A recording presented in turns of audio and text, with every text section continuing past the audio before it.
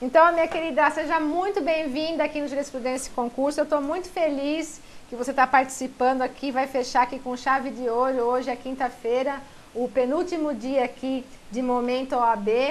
E olha, o espaço é todo seu aqui, fique à vontade, faça a sua apresentação. Já falei para ela, viu, pessoal, que se ela quiser ficar até as 2 da manhã aqui, ela pode. Peguem o colchonete e o travesseiro, porque ela é a última hoje.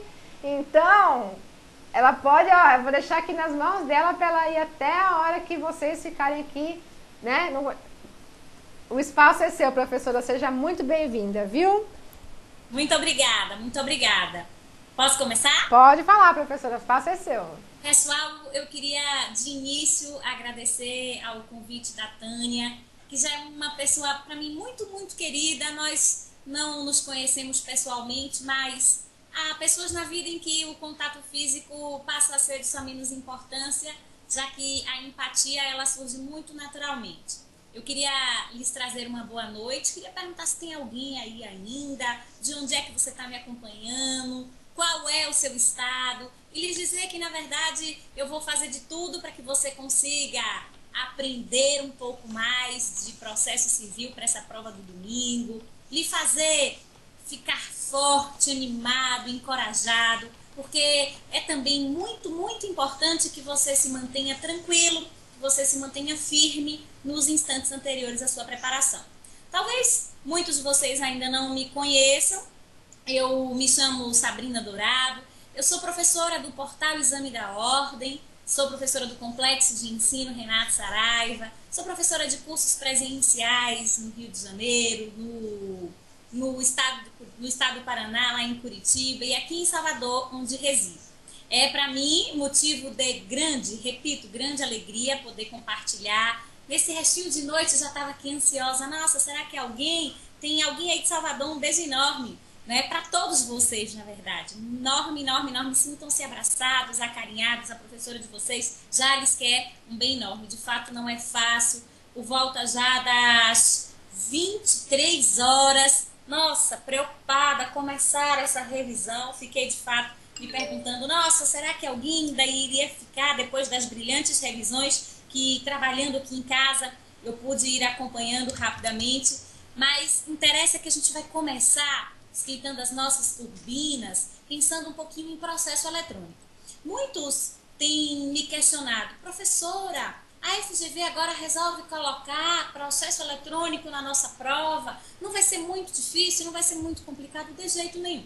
Vamos começar lembrando que a informatização é, sem sombra de dúvidas, uma realidade dos dias de hoje. Se não fossem os meios eletrônicos, nós não estaríamos aqui juntinhos e misturados nesse instante. E essa exigência, essa necessidade, ela vem para o processo, que hoje, já de acordo com a lei, para tudo, de acordo com a lei 11.419, repito, a 11.419 de 2006, pode ser o processo todo ele instrumentalizado pelo meio eletrônico. Sabrina, o que a FGV pode nos cobrar no domingo em termos de processo eletrônico? Primeiro ponto, meus alunos queridos e queridas que estão me acompanhando nesse instante já sabem que há uma lei específica que passou a regular o processo eletrônico. Que lei seria essa? A 11.419 de 2006. Como nós temos muito que conversar, nós vamos focar na prova, naquilo que com mais probabilidade a FGV colocaria para você. Vamos começar com a emissão de cartas pelo meio eletrônico.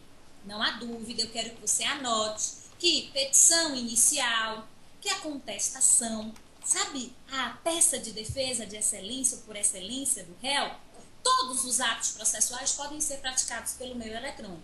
Ocorre que nós não podemos nos esquecer das cartas. Tia Tânia, o que a gente precisa lembrar dessas cartas? De início, lembre que são 3 os tipos de carta. Veja, 3 os tipos de carta. Quais seriam elas? A carta precatória, a carta rogatória e a carta de ordem. Repete, professora, com certeza. Carta precatória, rogatória e carta de ordem. Para lembrar um pouquinho dessas cartas, não te esquece que manda quem pode obedece quem tem juízo, sabia? Repito, manda quem pode, obedece quem tem juízo. E dessa noção de que manda quem pode, obedece quem tem juízo, não nos esqueçamos da chamada carta de ordem. Carta de ordem é aquela que é encaminhada, galera, do tribunal aos juízos a ele vinculados. Repito, pensar em carta de ordem é lembrar que manda quem pode, obedece quem tem juízo. E nessa perspectiva do manda quem pode, obedece quem tem juízo, não te esquece da chamada carta de ordem, uma carta que é emitida de um tribunal aos juízos a ele vinculados. Além disso, a carta rogatória. Força, lembra comigo, o que seria a carta rogatória?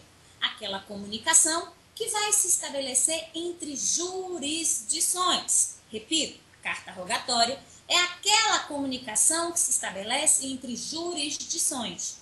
Todas as vezes que a jurisdição brasileira depender de uma comunicação processual para com a jurisdição estrangeira, opa, bingo, será emitida a carta rogatória. E para fecharmos a revisão de cartas, lembre da carta precatória. Cuidado, precatória não se confunde com o precatório. Precatório está lá no artigo 100 da Constituição Federal. A precatória, esta sim nos interessa nesse instante, é a comunicação que se estabelece entre juízes aqui na nossa jurisdição brasileira. Porque eles ficam, galera, limitados à prática dos atos processuais dentro de uma comarca ou de uma dada seção judiciária. E todas as vezes que um ato processual tiver que ser praticado fora dessa comarca ou seção judiciária, emite-se a carta precatória. E sabe qual é o grande segredo disso? Sim, o cheiro de prova no ar, galera. É que essas cartas, seja de ordem, seja precatória e seja rogatória, já anotaram? Elas podem ser emitidas pelo meio eletrônico. Dentro desta nova era de processo eletrônico, já guardada essa primeira dica das cartas, e também de bandeja revista os tipos de cartas, não podemos nos esquecer que os documentos, eles também serão armazenados no meio eletrônico. Documento é uma espécie de prova, e prova também é tema muito bem quisto pela FGV.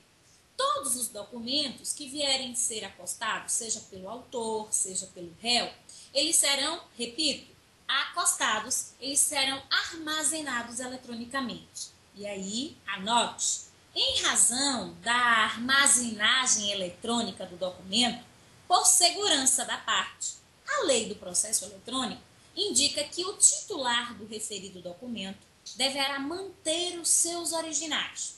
E aí eu brinco com vocês, manter esses originais guardados a 7 chaves, já que esses originais devem ser mantidos para a segurança do detentor do documento. Até quando? A prova ela pode estabelecer um marco falso.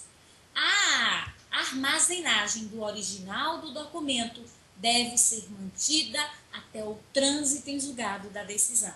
Então, repito, vimos que as cartas precatórias, rogatórias e de ordem, você já aprendeu a informação, já tomou essa vacina processual. Elas podem ser hoje viabilizadas pelo meio eletrônico. Uma celeridade, uma economia sem tamanho, né, galera?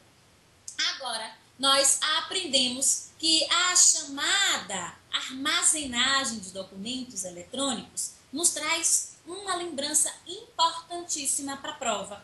Que lembrança importantíssima seria essa? A exigência de que o titular do documento mantenha íntegro esse original, mas do dia amassá-lo e jogá-lo ao vento, de jeito algum. Este documento, ele deverá ser armazenado para que até o trânsito em julgado o documento possa ser mantido em segurança. Agora, não te esquece também que todas as assinaturas, mais uma vez eu acredito que isso pode cair na prova, elas serão viabilizadas pelo meio eletrônico. Todas, repito, as assinaturas serão praticadas e instrumentalizadas pelo meio eletrônico. As assinaturas do juiz, as assinaturas dos procuradores de cada um de vocês, meus advogados e advogadas que estão me ouvindo, com um detalhe, que pode cair na prova, a ressalva de que estas assinaturas, muita atenção, a ressalva de que essas assinaturas elas serão guardadas através da chamada certificação digital.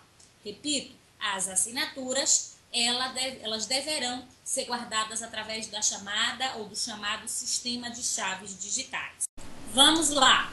Então, vamos tentar retomar do estudo das cartas. Eu não sei se vocês conseguiram pegar a explicação de cada um dos tipos de cartas, mas eu comecei efetivamente a revisão cuidando de processo eletrônico, já que essa é uma novidade desse 7º exame unificado e muitos dos candidatos têm ficado inquietos em relação às estruturas que podem ser exigidas em relação a essa lei. Então, a primeira dica que eu já tinha soltado e que agora eu volto a mencionar é a da expressa autorização hoje para que as cartas elas sejam emitidas pelo meio eletrônico. Agora, quais são os tipos de carta? Vamos voltar, são 3 as cartas. E aí eu brinco com vocês, não são cartas de amor, são cartas de comunicação processual.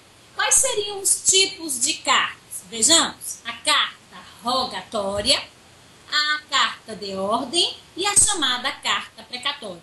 Detalhe, brincava com vocês que a carta de ordem, na hora da prova, deve te lembrar a ideia do manda quem pode, obedece quem tem juízo. Repito, manda quem pode, obedece quem tem juízo. Dentro dessa perspectiva do manda quem pode, obedece quem tem juízo, você lembra da carta de ordem. Entre as jurisdições surge a carta rogatória. E entre juízes na jurisdição brasileira exige-se carta precatória. Também fiz a ressalva de que não se deve confundir a carta precatória com o precatório, o modelo de pagamento estatal dos seus débitos, que está lá no texto constitucional, galera, no artigo 100 da nossa Carta Magna. Agora, a segunda dica, envolvendo o processo eletrônico, que eu acredito que quase nenhum de vocês acabou aprendendo, é a de documentos eletrônicos. Não há dúvida de que tanto o autor quanto o réu devem comprovar as suas alegações. E, dentro da perspectiva de comprovar as alegações, surge prova. Se o processo ele é eletrônico, as provas elas também serão produzidas pelo meio eletrônico. E aqui há um detalhe que eu quero que você anote. Os documentos eles serão digitalizados e serão também armazenados neste processo eletrônico, nesses autos virtuais, com uma exigência. E aqui eu sinto o cheiro de prova no ar. Que exigência seria essa? A de que o detentor do documento ele armazene o original do referido documento até o trânsito em julgado do processo. A prova ela pode te lançar marcos diferenciados até o julgamento de um recurso de natureza ordinária, até o início da marcha executiva. Não, vocês estão vacinados. Vocês já sabem que a juntada do documento vai ser feita pelo meio eletrônico, mas que o seu titular tem por dever guardar o original. A guarda desse original é exigida até o trânsito em julgado da decisão que vai encerrar a nossa marcha, a nossa pretensão processual. Agora, terceira dica de processo eletrônico. Qual seria, professora, a terceira dica de processo eletrônico para que possamos gabaritar lá no domingo? A noção de que as assinaturas, todas, seja as assinaturas do juiz, dos auxiliares do juízo e a de vocês. Me interessa muito lembrar que a assinatura dos advogados, dos juízes, dos auxiliares do juízo serão todas feitas para tudo, olha a modernidade, pelo meio eletrônico. As assinaturas, elas serão feitas digitalmente e serão guardadas através do chamado regime de certificações digitais. Logo mais, vocês estarão, como brinco com vocês, com a carteira vermelha Platinum de vocês, e essa carteira vai contar com o sistema de chaves de segurança para que se evitem fraudes na hora das assinaturas digitais. Então, há 3 dicas que devem ser guardadas em termos de processo eletrônico. A primeira delas é a da possibilidade da emissão de cartas pelo meio eletrônico. A segunda é a dos documentos eletrônicos armazenados pelo meio eletrônico e a guarda dos originais. Sem nos esquecermos agora da questão que envolve as assinaturas do órgão jurisdicional e dos procuradores das partes. 2 diquinhas finais de processo eletrônico. Uma delas, eu entendo que é bombástica, você tem que anotar. Que dica é essa? A fazenda pública, ela pode ser colocada como parte em juízo. Vocês sabem disso. E a Fazenda Pública acredita em aquela criatura cheia de prerrogativas processuais. De acordo com a lei do processo eletrônico, ela pode ser citada pelo meio eletrônico. Vocês acreditam nisso? Anote. De acordo com a lei de processo eletrônico, a Fazenda Pública, ela pode ser citada também pelo meio eletrônico. Isso vai cair, não te esquece. Agora, depois de compreendida a possibilidade de que a Fazenda Pública seja citada pelo meio eletrônico, de acordo com esta leizinha que nós estamos a revisar, não te esquece do Diário Oficial Eletrônico. O processo, ele é público, beleza. Artigo 155 do CPC. Repito, de acordo com o artigo 155 do CPC, não resta dúvida de que o processo ele é público. Mas existem ressalvas, não é mesmo, professora Sabrina? Sim, ressalvas estas que nos indicam os processos que correm no chamado segredo de justiça. Alguns valores mais essenciais vão merecer cuidado, cautela do Estado juiz. Importa é que, em razão dessa publicidade e da exigência da comunicação dos atos processuais, a lei institui e indica a criação do chamado DO eletrônico. Logo, cuidado para não se equivocar. As publicações feitas lá no processo eletrônico serão todas feitas pelo chamado Diário Oficial Eletrônico. E tem mais uma. Essa eu não posso deixar passar. Que dica é essa que a professora Sabrina não pode deixar passar? A dica super importante de que os atos processuais, eles podem ser praticados até a última hora do dia final do prazo.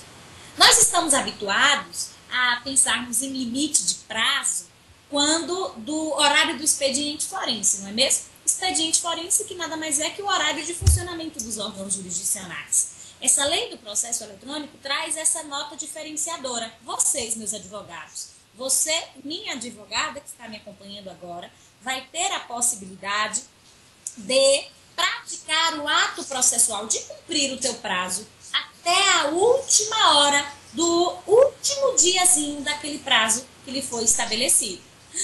E você sabe, agora há pouco nós passamos por uma instabilidade, a falha, alguns aqui conseguiram, outros não, acessar as minhas informações iniciais. Se for compreendido que a instabilidade foi do próprio sistema do Poder Judiciário, prorrogar-se-á o prazo automaticamente para o dia útil subsequente. Repito para que você não confunda as coisas. Você vai poder praticar os atos processuais, atenção, você vai poder praticar os atos processuais até o último instante, né? Até a 0 hora, quase ali, já no marco final daquele dia final do prazo que lhe foi estabelecido.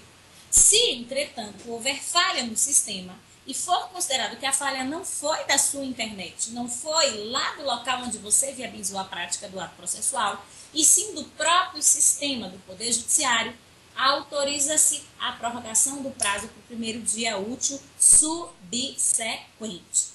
O Flávio me pergunta aqui para a situação, professora, de prazos e processo eletrônico, como fica a Fazenda Pública? Boa pergunta, Flávio. Por quê? A Fazenda Pública, ela mantém, na verdade, prazos diferenciados quando do processo eletrônico. Só que você me chama a atenção, muito cuidado para os juizados especiais de Fazenda Pública, que já foram, inclusive, cobrados pela FGV. Esses juizados especiais de Fazenda Pública, eles foram instituídos por uma lei em 2009. E estes juizados, a lei é a 12.153 de 2009.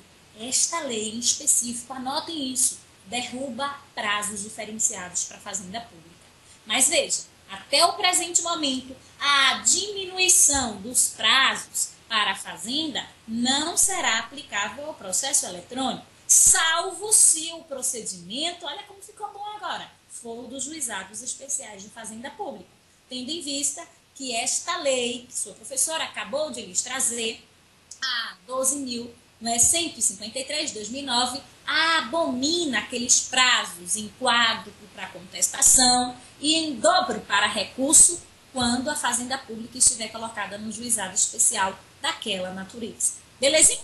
Acredito que em termos de processo eletrônico eu já lhe dei aqui algumas dicas, mas eu também não poderia deixar de lhe pedir que acessasse o blog do portal Exame da Ordem, do grande guru Maurício, que publicou dicas que foram escritas pela sua professora, em parceria com outro professor, o André Mota, para que você possa turbinar os seus estudos em termos de processo eletrônico. Então, basta acessar o blog do portal o Exame da Ordem, do qual sua professora faz parte da equipe, e ter acesso a essas dicas de processo eletrônico que estão lá de presente, gratuitas para cada um de vocês.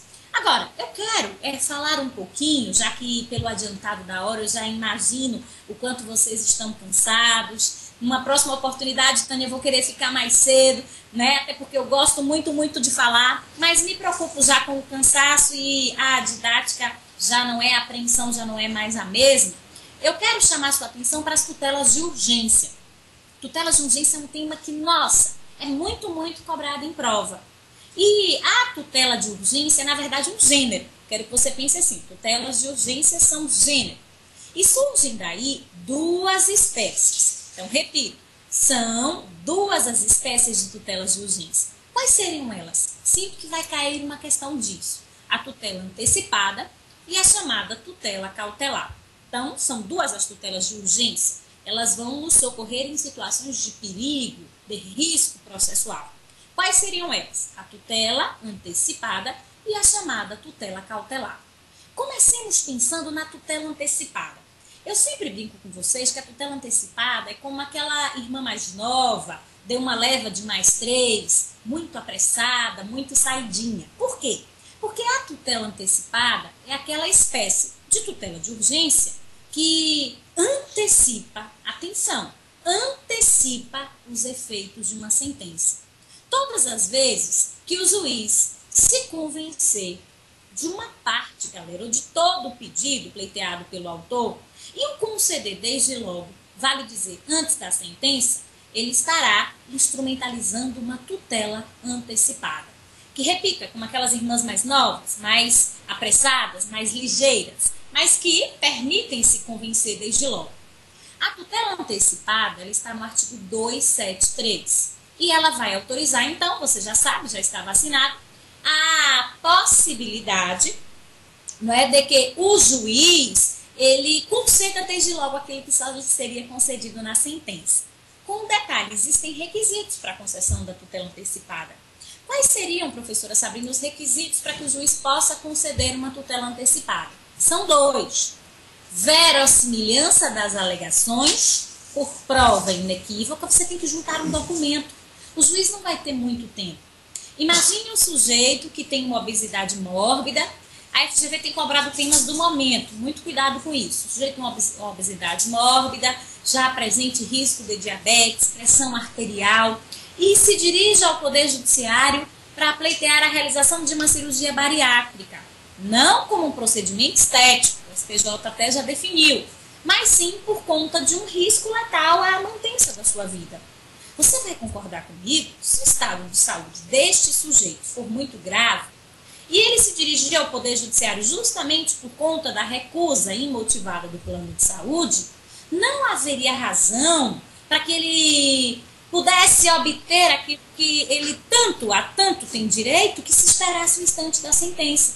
Porque o processo, eu sempre ensino assim a você, como uma fruta. E ele leva um tempo para amadurecer. São uma série de fases que em outra oportunidade eu vou ter a chance de lhes explicar também devagar, que vão levando à condução do processo, desde uma fase postulatória, a fase saneadora, momento de ação da instrução, até chegarmos ao instante da fase decisória propriamente dita. Imagine, se o paciente de fato estiver em estado muito grave, só de falar das etapas do procedimento nós já estamos cansados. É daí que surge a tutela antecipada. E deixa eu lhe contar, a FGV ama a tutela antecipada, porque é essa tutela que vai autorizar esse paciente, um sem número de pessoas, a obter desde logo, olha que beleza, aquilo que só lhe seria concedido na sentença. Agora, para início de conversa, você vai concordar com sua professora e cuidado na hora de gabaritar, que essa antecipação de tutela, primeiro, ela é excepcional. Segundo, ela só será concedida se preenchidos os requisitos legais. Esses requisitos estão lá no 273, inciso 2. Dentre eles, sua professora falou há pouco, mas quero repetir até pelo cansaço, a prova inequívoca da verossimilhança das alegações. Sabrina, como é que eu vou atestar essa prova inequívoca da verossimilhança das alegações? Galera, prova documental na veia. Atestados médicos, laudos médicos, exames, no caso do nosso sujeito que dependia de uma bariátrica, para convencer o juiz. Agora, não basta a prova inequívoca da verossimilhança das alegações. Há ainda exigência, e você vai marcar lá no domingo, da prova da ocorrência de uma lesão grave ou de difícil reparação. A prova da ocorrência de uma lesão grave ou de difícil reparação. Beleza. Tranquilos, você compreende agora que há autorização para que o juiz, antecipe, anteveja uma parte ou todo o pedido que só seria por ele apreciado na sentença, desde que sejam preenchidos os requisitos legais. Quero que você anote 2 dicas certeiras de tutela antecipada. E essas dicas, elas não podem ser esquecidas. A primeira delas é a de que o juiz não pode, para tudo, o juiz não pode conceder tutela antecipada de ofício. Repito, juiz não pode conceder tutela antecipada de ofício. Vou lhes explicar por quê. Porque o próprio Código nos ensina que o juiz ele fica vinculado ao que foi pedido. Eu lhes diria, o pedido é a viseira do juiz. E tanto o juiz não pode ir além, aquém ou decidir fora do que foi pedido, que o Código indica sentenças que eu chamo de patológicas para o juiz. Sabiam disso? Quem aqui nunca ouviu falar de uma sentença extra petita? De uma sentença ultra petita? Ou de uma sentença extra petita? Extra, ultra ou citra petitas? Pois é, essas são todas sentenças patológicas, porque nelas o juiz não se vinculou ao pedido. Se o sujeito que depende de uma bariátrica, que depende de uma dada intervenção cirúrgica, cena clássica de prova que tem o seu nome injustamente inscrito no órgão de proteção ao crédito, e quer desde logo obter esta pretensão, em razão do perigo da demora, deverá expressamente requerer o pedido de antecipação de tutela. Concluímos, mais uma vez, anote com força, eu sei que você está cansado, mas você é um guerreiro, você é uma guerreira, que tutela antecipada não se concede de ofício. Por quê? Costure comigo, o juiz está vinculado ao pedido, e se o juiz se desvirtua do que foi pedido, ele profere sentenças patológicas. Sentenças patológicas que na modalidade citra, te lembra aquele juiz bem econômico, ele decidiu menos do que o que deveria, ou decidiu a menos do que fora pedido. Já a chamada sentença extra é a mais doidinha de todas para fins didáticos, porque ela acaba decidindo coisa diversa da que fora pedido. Eu sempre brinco com vocês, esse é o exemplo mais didático. Você pede uma bicicleta e o juiz te concede um velotrol. Veja, repito, o exemplo é didático, mas é oportuno. Se você pediu a bicicleta, o juiz está vinculado à análise da bicicleta, ou do quero a bicicleta, não podendo te conceder o velotrol.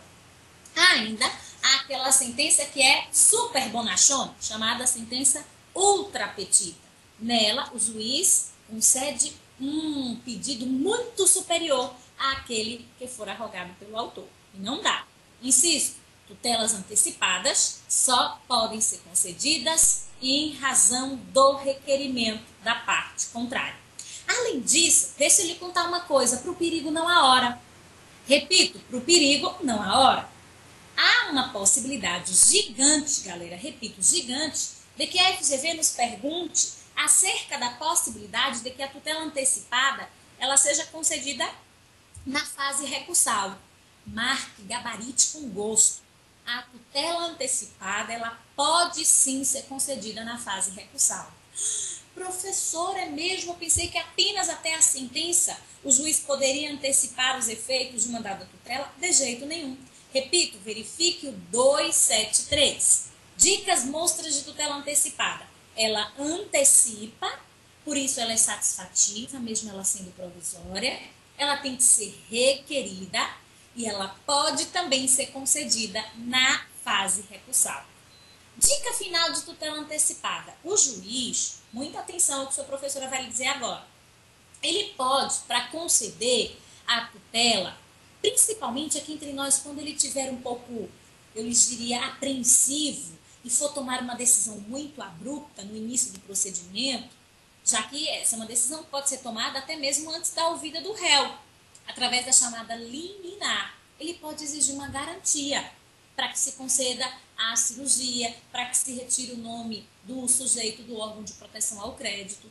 Há aqui a possibilidade, anotem, o juiz poderá, repito, o juiz poderá exigir uma caução. O que é uma caução? Uma garantia para que se conceda a tutela antecipada.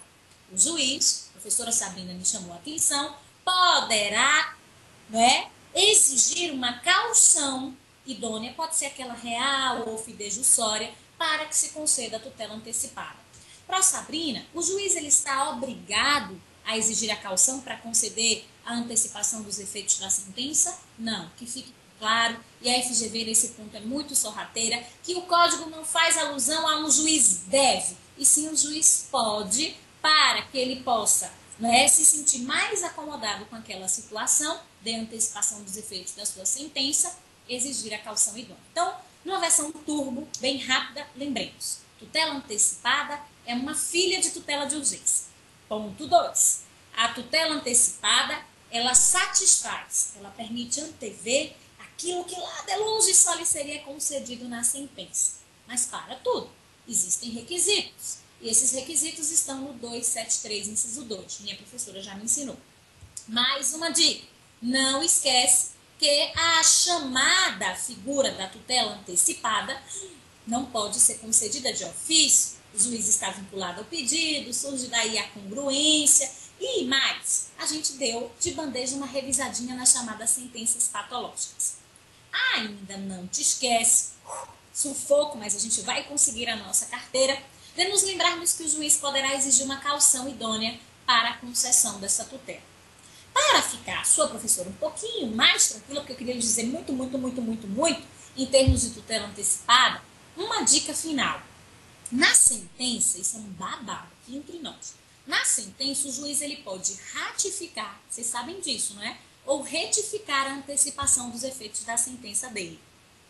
É, de fato, muito mais tranquila a situação em que o juiz ele ratifique a concessão daquela tutela ora concedida, destacando-se que, mais convencido, já tendo ele bebido das provas, da audiência de instrução e julgamento, e chegando ele ao instante da sentença, ele pode se convencer do contrário.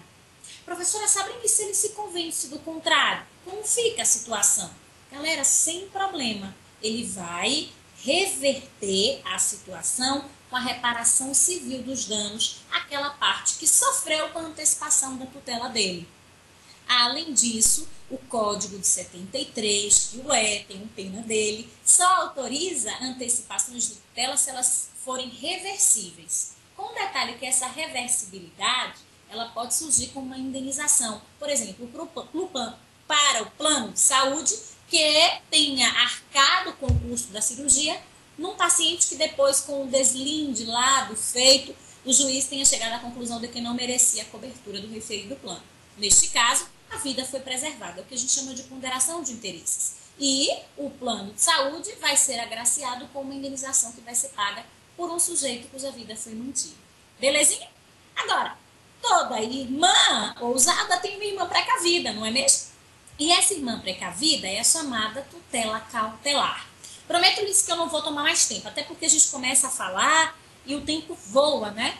Comecei a falar, a gente teve uma estabilidadezinha, mas, nossa, nós já chegamos próximos à meia-noite. Vamos pensar aqui um pouquinho em tutela cautelar.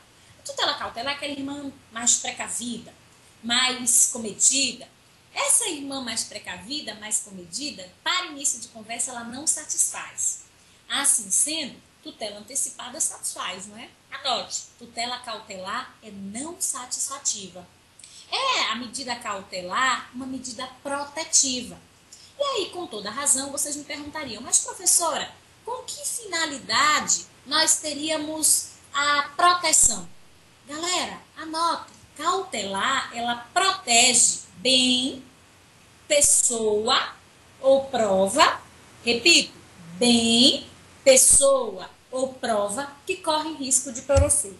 E de fato é muito dramático que estejamos, eu e tia Tânia discutimos, por exemplo, um automóvel em Juízo e que sua professora Sabrina, muito danadinha, esteja na posse do imóvel.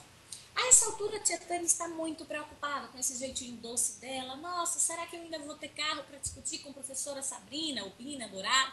Né? Faça aqui o registro que, na verdade, o Twitter, né, em que pese eu já lecionar há muitos anos, já ter uma estrada aí gigante, já vão, o tempo voa, Tânia, nossa. Mas o Twitter eu tinha feito inicialmente para mim, para atualização jurídica, e aí foram surgindo as oportunidades profissionais, e aí de fato ficou Bina Dourado, mas Bina é a forma carinhosa como as pessoas que me querem bem me chamam, e eu entendo que os meus alunos também podem me chamar assim, assim como você que já é uma amiga tão querida. Mas voltando ao papo processual, que é o que interessa, eu lhes dizia que eu estou discutindo com tia Tânia um carro. A discussão processual é de quem é o carro, de quem é o carro. E, de repente, tia Tânia lhe procura como advogado dela, para lhe dar ciência de que a professora Sabrina está destruindo o carro. Não lava o carro, não leva para as revisões, excede a velocidade, bate em tudo quanto é lugar com esse carro, e ela está, de fato, preocupada. De que ao final dessa discussão, isso acontece, está acontecendo agora, o carro não exista mais para ser discutido. E aí, veja, se ao final da discussão o próprio objeto da demanda não existe mais, o processo vira um faz de contas. Estão conseguindo entender a grandeza da tutela cautelar? Tia Tânia não vai conseguir, com a cautelar, tomar para ela desde logo em definitivo o carro, que fique bem claro.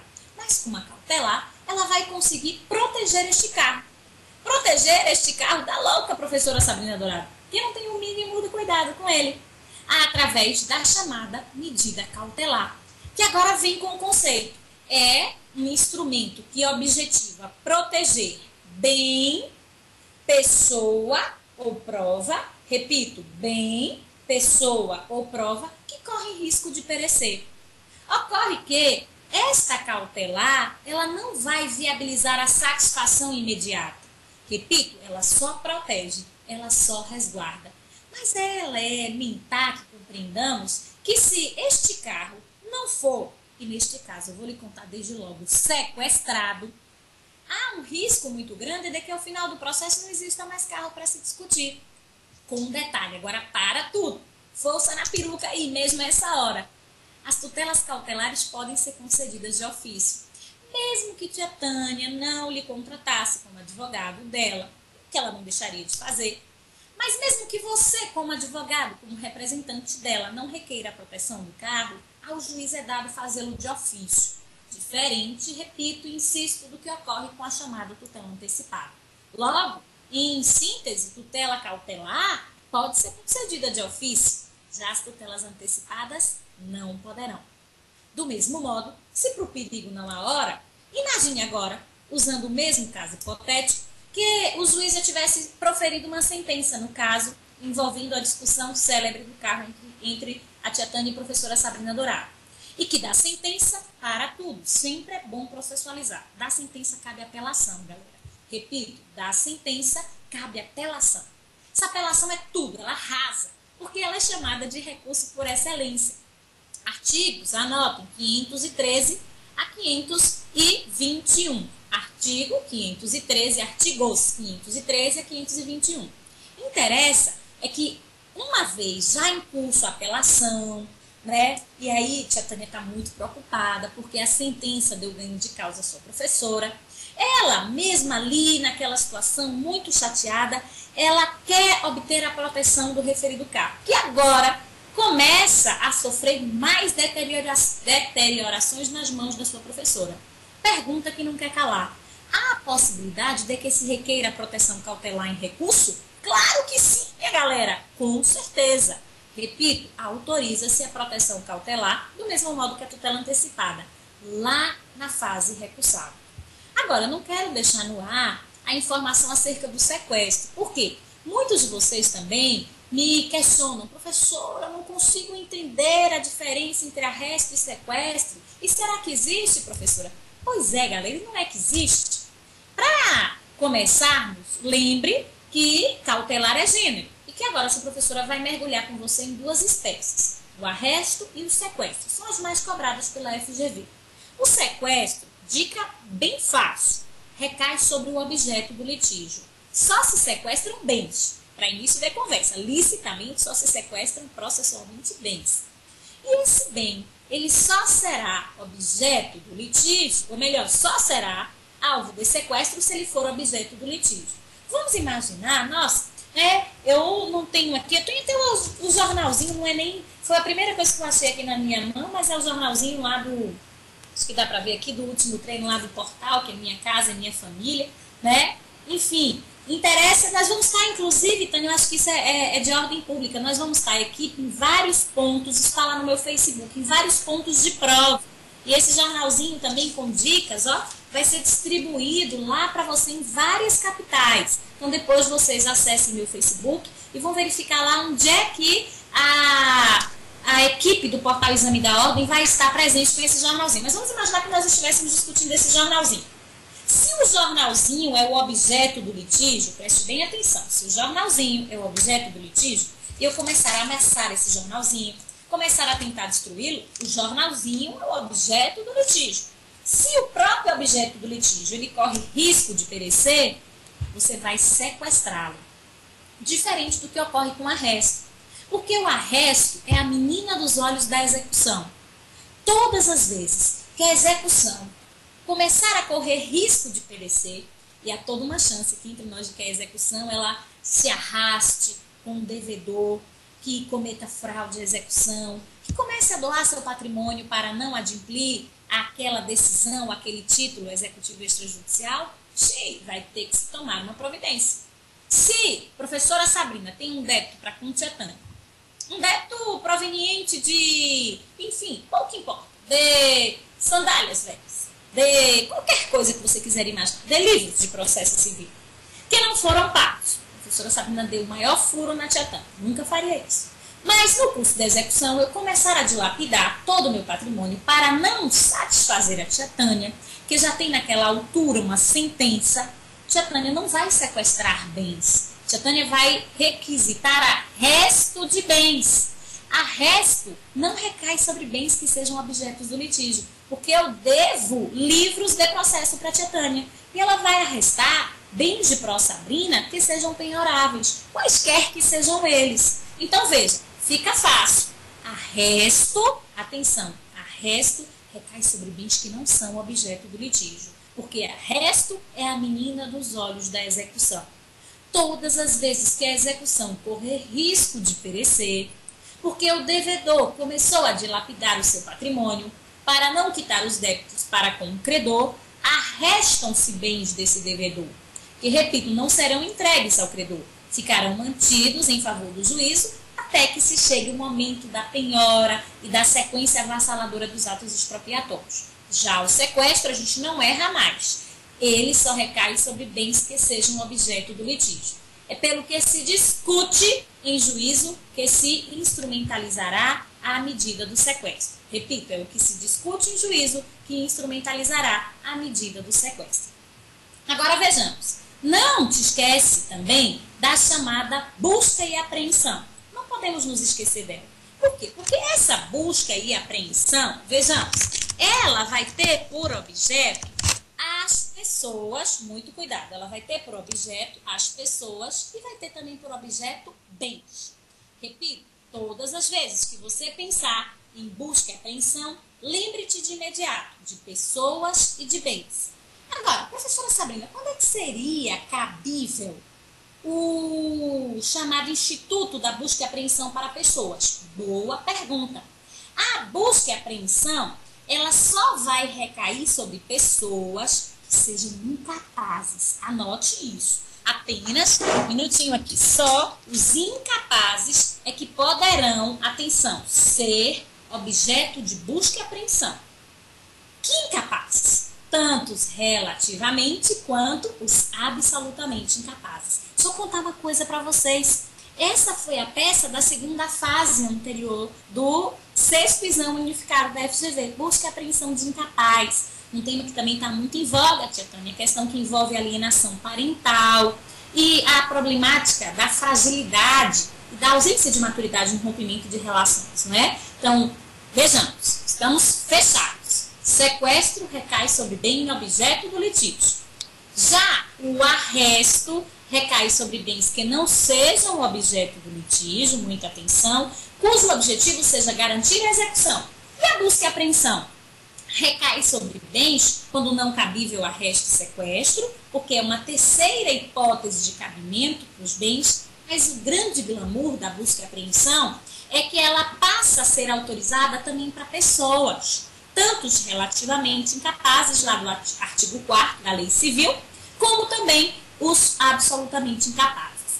Como o tempo vai urgindo e eu teria tantas coisas a lhes falar, dica certeira. Busca e apreensão recai sobre os que estão no RIA. Repito, busca e apreensão recai sobre os que estão no RIA. O que a gente pode pensar aí em termos de RIA? Pensa comigo. Os relativamente incapazes, eles serão assistidos. E os, volte comigo, absolutamente incapazes, eles serão representados. Por falar nisso, dê umas boas risadas. Até domingo eu quero todos vocês bem tranquilos, bem tranquilas. Acabada aqui a minha fala, não é? Tia Tânia vai descansar e vocês também vão dar uma tranquilidade na cabecinha, ou para a cabecinha de vocês. Porque no processo de ensino-aprendizagem, deixa eu lhe contar esse segredo, é também muito importante que você tenha horas de sono. Até para segmentar o seu conhecimento, bater a massa daquilo tudo que você está aprendendo. Então veja, a galera que depende do RIA, os relativamente incapazes, que serão assistidos, e os absolutamente incapazes, que serão representados, podem ser objeto de busca e apreensão. Agora, Sabrina, quais são os requisitos centrais da cautelar? Você não comentou, você fez referência aos requisitos da tutela antecipada e acabou não fazendo referência aos requisitos da cautelar. Vamos a eles. São 2 os requisitos da cautelar. A chamada fumaça do bom direito, 804, tá certo? Fumaça do bom direito e perigo da demora. Repito, fumaça do bom direito e perigo da demora. Seriam estes os 2 requisitos, né, centrais para a concessão da tutela antecipada. Então, Tia Tânia já está me ajudando aí, são 2 os requisitos para a concessão da chamada tutela cautelar.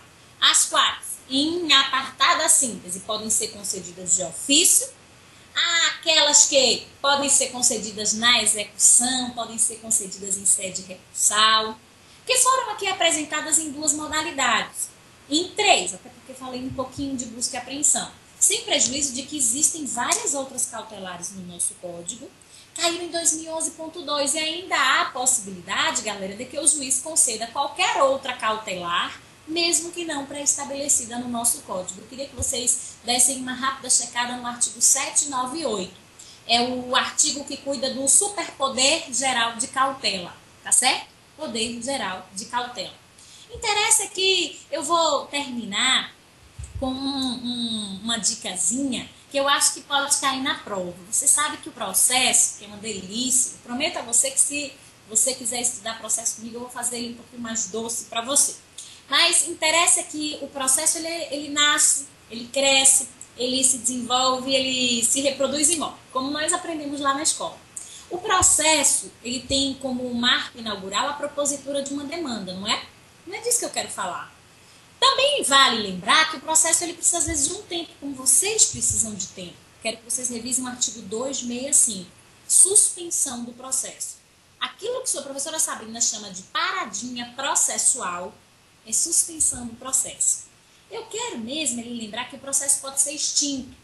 E há uma chance bem grande de que se cobre extinção do processo no domingo. E aí eu fiz uma coreografiazinha, a gente não vai dançar, mas você vai aprender comigo, de extinção do processo com resolução do mérito. Por quê? Aqui entre nós, o 267 ele é bem grandão, não é?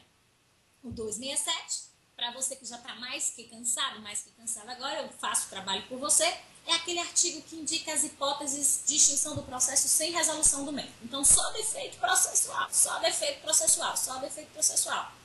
Já o 269 elenca as hipóteses de extinção do processo com resolução do mérito. Segredo nosso. Se você me acompanhar agora, você não vai errar. as hipóteses que distinguiam o processo com resolução do mérito. Mais um detalhe, quando o processo ele é extinto sem resolução do mérito, a sentença ela vai ser chamada de terminativa, tá certo? Se o processo for extinto sem resolução do mérito, a sentença, Sabrina chamou a atenção, é terminativa. Já quando o processo é extinto com resolução do mérito, a decisão ela é chamada de definitiva. E o processo que se encerra por uma decisão definitiva tem as seguintes hipóteses. Veja, processo é extinto com resolução do mérito, faça comigo. Quando o juiz acolhe ou rejeite o pedido. Então, vou repetir. Quando o juiz acolhe ou rejeita o pedido. Agora, o juiz também pode dar uma verificada em prescrição ou decadência, não é? Então, olha, se o juiz identificou, pode até de ofício, prescrição ou decadência. Então, se o juiz identificou prescrição ou decadência, se as partes, aperte suas mãos agora, transigirem. Então, se as partes transigirem, se o autor renunciar, deixar para lá, se o autor renunciar, e se o réu reconhecer a procedência do pedido do autor. Vê como ficou bom, agora eu vou repetir. Se o juiz acolhe ou rejeita o pedido, se o juiz identifica a prescrição ou decadência, se as partes transigirem, se o autor renunciar, ele deixou para lá, você vai deixar para lá tudo de ruim, que te incomoda agora, e se o réu reconhece a procedência do pedido do autor. Eu queria me despedir lhes dizendo que vocês são campeões, são vencedores, são criaturas diferenciadas, porque nós estamos aqui, eu fico de fato ensimesmada até esse instante tentando me acompanhar. Não vai adiantar ficar tentando lhes encher mais, porque de fato nós já ficamos aqui prejudicados, num bom sentido, digo porque a hora avança mesmo, com o adiantado da hora. Queria lhes dizer que vocês, a partir de hoje, têm uma amiga processual e não processual com quem vocês podem contar. Já lhes disse, queria também fazer um convite, antes de passar a palavra para a tia Tânia, para que vocês possam, ainda dar tempo, assistir o projeto do Super UTI lá no próprio site do SES, ou acompanhar amanhã as nossas dicas de último treino. Me adicione no Facebook Sabrina Dourado 2, vai ser um prazer ter todos vocês por lá. E aí a gente vai conduzindo, indicando dicas processuais e motivando para o domingo. Acredite que é hora de você vencer, essa força vem lá de dentro de você e que você pode até tocar o céu se você crer. Acredite que nenhum de nós já nasceu com jeito para super-herói e que os nossos sonhos a gente é quem constrói. Então, pensa seus limites, porque a carteira vermelha Platinum está vindo aí. Eu quero você comigo na segunda fase de Direito Civil. Um beijo enorme, passa a palavra para você, tia Tânia. Minha querida, adorei as dicas aí, viu? Didática. Feliz, eu fui mais rápida, porque eu sei que para fins didáticos não adianta também a gente seguir, avançar, mas eu espero em outra oportunidade ter assim umas 2 horas para ficar falando. Vamos combinar assim, ó. O pessoal tá só elogios aqui na timeline. Eu também retuitei várias coisas aqui, mas vamos falar então pro pessoal, quem quiser acompanhar, amanhã eu já vi, eu até postei aqui na timeline para vocês, o blog lá do portal Exame de Ordem, que também tem o Maurício. Chamei o Maurício tá dormindo já, viu, Sabrina? Uhum. Eu chamei aqui e falei, alô Maurício, fala aí onde que vai ser entregue o jornalzinho que a Sabrina mostrou aqui, mas o Maurício acho que já deve estar no 10º sono, porque a última postagem dele aqui no Twitter foi há 2 horas atrás. Mas vocês entrem lá no portal. Quero agradecer também ao professor Renato, que eu falei pro pessoal aqui, que aqui não é a Globo. A gente tem que pedir liberação pro pessoal aí. Então, eu quero agradecer ao professor Renato Saraiva, que liberou a querida Sabrina, que todo mundo queria, porque queria muito que a professora participasse, e eu também queria muito que a professora participasse, e graças a Deus o professor Renato gentilmente falou que tudo bem, que não, aliás, o pessoal já sabe que aqui passou de tudo, passaram todos os cursos aqui, a intenção é essa também, de divulgar também todos os cursos que oferecem uma preparação que a gente acredita, né? Que aqui, assim como eu faço nos concursos públicos aqui, o objetivo é divulgar o que há de melhor na preparação para concursos públicos, o foco do site é esse. mas assim como eu abri o Momento OAB, também a ideia era trazer professores que fazem parte de cursos que também estão entre os melhores aí na sua preparação, para que você faça a sua escolha, né? Que a gente mostra para você o que é de melhor e você faz a sua escolha onde você deseja estudar. Nosso compromisso aqui é divulgar o que a gente entende que existe de melhor para a sua preparação em exame de ordem. E quem quiser assistir a véspera, que vai ter aula com a professora, vai ser onde? Tem que acessar que site? Como que vai ser, professora? Pois é, nós gravamos, né, aqui em Salvador, no sábado passado, um projeto que é de muito sucesso, tia Tânia, que se chama Super UTI. Ele está disponibilizado na internet, lá no site do próprio SES, ses.com.br.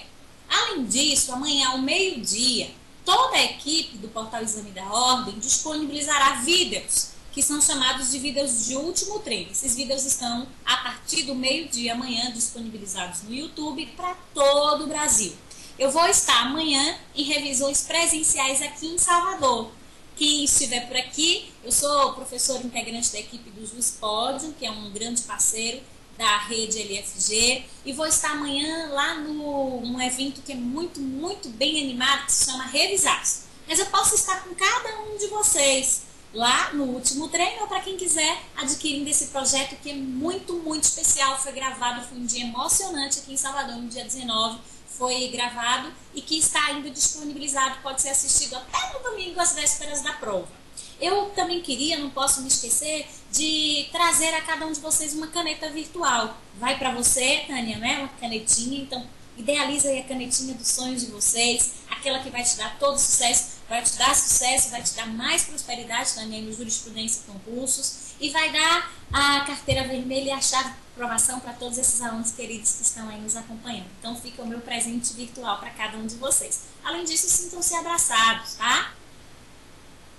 Adorei essa caneta, viu? Adorei essa caneta virtual aí da sorte. Tenho certeza que vai trazer muita felicidade aí pro pessoal que está querendo garantir aí a vermelhinha. E eu ainda não sei, nós estamos esquematizando, não sei dos meus horários aqui, porque é assim, o público da OAB mandou um monte de e-mail aqui, daí eu fiz esse evento. Aí o pessoal do jurídico, do concurso jurídico, fala assim: ô tia, tem um monte de curso jurídico em andamento, agora, e nós ficamos aonde? Vamos fazer evento de madrugada. Mas eu queria falar o seguinte, que provavelmente a gente vai fazer alguma coisa parecida com isso para a segunda fase. Eu já deixo a professora intimada aqui, viu? Eu estou intimando com condução coercitiva, para não ter problema. Mas e eu gostaria muito que a professora participasse aí com as dicas da segunda fase. Aliás, a professora tem alguns artigos também aqui no Jurisprudência e Concurso no Espaço. Ela fez um post de segunda fase, que é um dos posts mais acessados lá do espaço da OAB. O blog da professora Sabrina eu postei aqui para vocês na timeline. Eu entrei lá agora, tá assim, ó, de dica, tem um monte de vídeo, tem um monte de coisa. Lá no portal também, no portal do Exame de Ordem, que eles vão disponibilizar esse último treino, mas além desses vídeos que vão ser disponibilizados, vocês não têm noção as páginas e páginas e páginas que tem lá de podcasts. Então, é o que eu sempre falo, né? Pena que o Maurício não está aqui ao vivo, porque senão eu já ia dar minha bronca nele ao vivo. Eu convidei ele para participar aqui. Eu queria que ele fizesse a abertura para falar, porque eu tenho para mim, eu sempre falo aqui na timeline, que quando se fala em exame de ordem, não adianta você querer correr para nenhum lugar, porque quem fala com maior propriedade é o Maurício, e não adianta querer sair por outro lugar, né? Então eu sempre falo aqui, o trabalho dele é sensacional, a cobertura que ele dá, que a gente faz um momento, né? É um flash, porque a gente também quer que todo mundo divulgar os professores também novos, que ainda não estão participando. Nosso projeto também é esse, mas quem fala com total propriedade sobre exame de ordem e faz a cobertura completa como ninguém, com certeza lá é o nosso querido Maurício. Então, professora, o jornalzinho, esse jornalzinho, o que vai ter nesse jornalzinho que eu achei bem interessante? Nossa, ele vem com as dicas, na verdade, últimas dicas de todos os professores, né? Nele, a gente traz aqui, na verdade, um relato, né, de um jogador de futebol que passou na OAB, E tem também dicas, deixa eu ver se eu consigo colocar aqui, por exemplo, ó, para vocês. Dicas dá para ver bem, sim. De todos os professores, tá vendo? Dicas que de legal. Nossa, parabéns pelo material, hein? Muito bem feito mesmo. Ficou bem legal. Pois, nós vamos. É o capricho, na verdade, de professor Renato Saraiva, inclusive a quem eu rendo minhas homenagens públicas e a quem eu devo muito, muito, muito por ter me trazido essa oportunidade de integrar a família do portal Exame da Ordem. E esse jornalzinho ele vai estar sendo distribuído em vários locais. Aí é que eu vou pedir para o pessoal acessar lá o próprio blog do portal, o Maurício divulgou. E eu divulguei também no meu perfil 2 e no perfil 1 do Facebook. Eu vou fazer também a divulgação já no meu blog, no profsabrinadorado.blogspot.com. Porque aí basta que você vá ao encontro dos professores do portal, receba aquele abraço e tenha também o jornalzinho com um convite que eu não posso esquecer. Nós estaremos pós-prova no programa chamado de Mesa Redonda. Você pode assistir também gratuitamente. Nós faremos os comentários, né, da prova extraoficiais e indicaremos, se preciso for, a gente não espera, as possíveis questões para recursos. Maravilha, minha querida. Olha, só tenho a agradecer a sua presença aqui. Eu vou pedir só mais uma gentileza, que você, por favor, transmita o meu recado para o professor Renato. Eu gostaria muito que ele participasse aqui conosco uma vez ao vivo, já que a gente faz um mix aqui, né, para representar todos os cursos preparatórios aí da OAB.